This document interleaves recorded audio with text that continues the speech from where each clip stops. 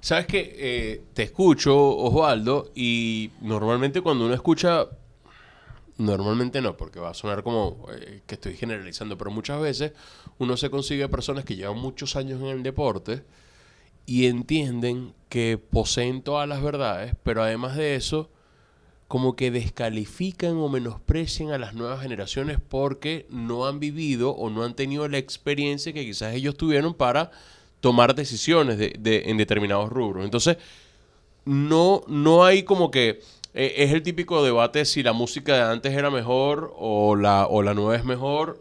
¿Cómo no caer en esa ola? Porque me imagino que hoy por hoy vas a coincidir con mucha gente joven que comienza a dar pasos en la gerencia deportiva, pero ¿cómo no caer quizás en esa ola? Sí, hay una tendencia muy de la actualidad en el ámbito del deporte y es que, como tú bien dices, descalificar a las nuevas generaciones porque eventualmente no han pasado los mismos sacrificios, los mismos problemas que tuvieron generaciones anteriores, no necesariamente sea un problema de fondo. Es decir, esa diatriba existente, ese conflicto existente de la nueva o las viejas y las nuevas generaciones, yo creo que hay que un poco irlo apartando y creo que sí hay que abrir espacio a darle cabida a estos nuevos movimientos. Y fíjate que se nos empiezan a plantear un montón de retos alrededor del deporte y fíjate que el boxeo, por ejemplo, está más allá del problema que hubo ahorita con la atleta argelina, Ujú. etcétera,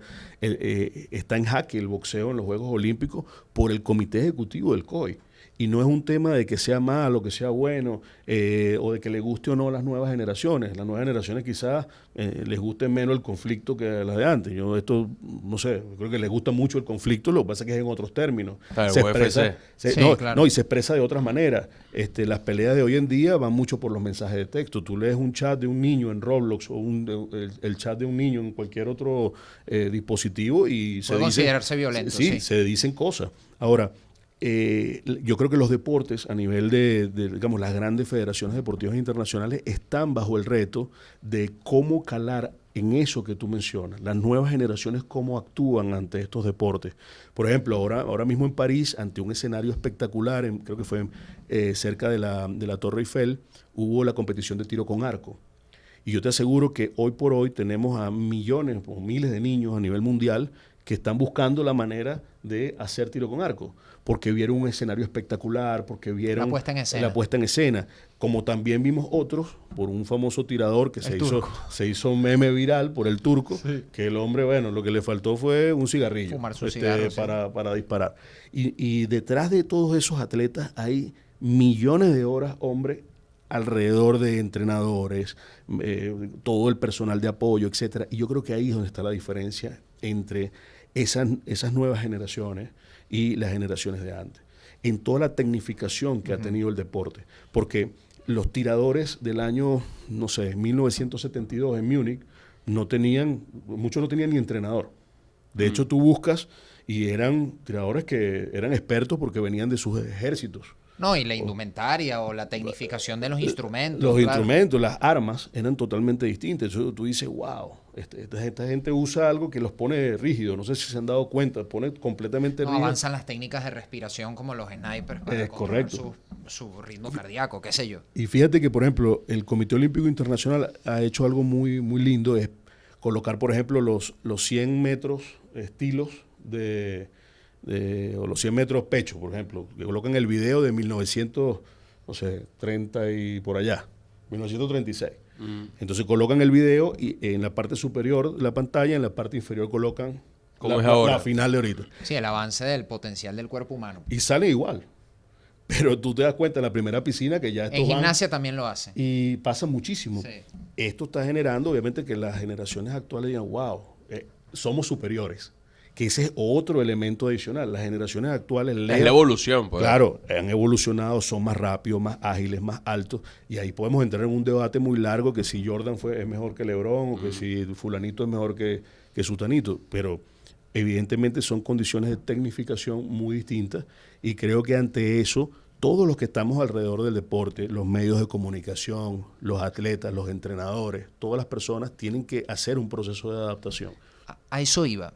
Y sin justificar cualquier decisión desacertada, porque puede haber decisiones desacertadas de los entes, en este caso el COI o FIFA en el fútbol o la que sea.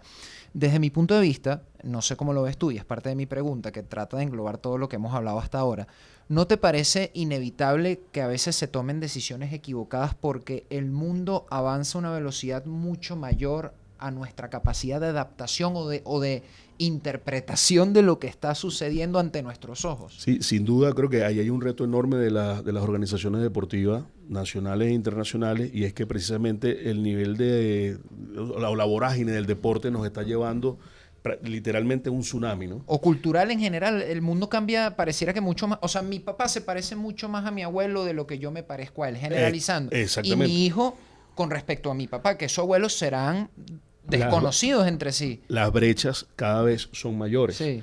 Y tú te das cuenta cómo hoy, por ejemplo, los scouts de Grandes Ligas ya te dicen, un niño, así tenga la estatura, el lanzamiento, la velocidad de reacción del bate, ya por sus métricas, ya saben si ese jugador es, vamos a llamarlo, firmable o no. Uh-huh. Ya puede ser tomado por algún equipo de Grandes Ligas o no. Y recordemos que el deporte también es una gran pesca, ¿no? En muchas disciplinas observan al niño prácticamente desde que está en gestación. Observan a la mamá, saben la estatura de la mamá, del papá, y muchos países lo hacen. Que nosotros en Venezuela nos sorprenda y nos admiremos por eso. Bueno, hay una atleta china que creo que pasa los 2,20 m en baloncesto. No sé si la han visto, y creo que es categoría U16. Y cuando tú ves esto, tú dices, wow, ¿qué pasó detrás? Sí, se habla un poco a la ligera de que fue algo planificado, ¿no? Totalmente. Entre sus padres y todo Totalmente. el tema. Ahora, no hay nada en las legislaciones que prohíba que esto sea así. ¿Hasta qué punto eso deshumaniza el deporte y por ende le quita el alma? Pudiera deshumanizarse, pero al final, si ella mete puntos, toma rebote, Por da eso lo asistencia, competitivo mata todo en la ahí élite. es donde yo creo que lo competitivo mata todo, y vamos a ver un crecimiento exponencial de las grandes potencias, las mismas de siempre, con respecto a todos los que venimos atrás. Para esto hace falta muchísima inversión. Uh-huh. Antes de iniciar nosotros acá, yo les comentaba los retos que tiene el deporte, sobre todo el deporte nacional, para poder adaptarse a toda esta realidad que estamos hablando. Y ustedes recordarán los Juegos Nacionales por allá, en los años 2000 o por allá en los años 90, que las gobernaciones entre sí peleaban muchísimo para obtener medallas.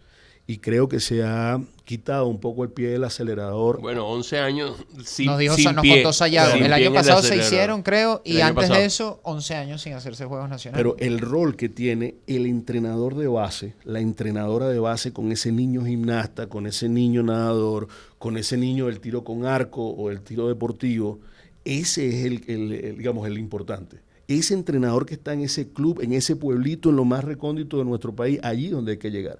Hay toda una realidad alrededor. Claro. Se ha ido mucha gente, tenemos mil cantidad de problemas que son obvios y que son evidentes, pero requerimos mirar ese contexto para poder nosotros dar ese salto y adaptarnos a esa realidad que tú mencionas. Entonces es imposible desligar el deporte de la actualidad socioeconómica y sociopolítica de un país. Imposible. Sin duda alguna. Fíjate que yo también les comentaba la necesidad del Estado venezolano, llámese como se llame el que esté al frente del Ministerio de Deportes o de las altas autoridades de nuestras federaciones nacionales, que tiene que ser una política hoy por hoy, la identificación de los talentos venezolanos que se encuentran en el extranjero.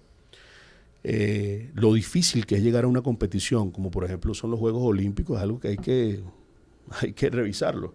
Creo que ahorita fueron 33 atletas 33, sí. a los Juegos Olímpicos. Y bueno, es una cifra, si la comparamos, por ejemplo, con Beijing, es una cifra que quizás pueda sonar baja, pero también los procesos de clasificación cada vez son más complejos. Y no se inicia el proceso de clasificación ahorita, después de la finalización de París. Ya muchos países tienen muy claros cuáles son sus selecciones de relevo. Y poder planificar eso en el mediano y largo plazo lleva mucho trabajo, pero sobre todo mucho dinero. Si esto no lo entendemos, esa brecha de la cual estamos hablando se va a poner cada vez más grande.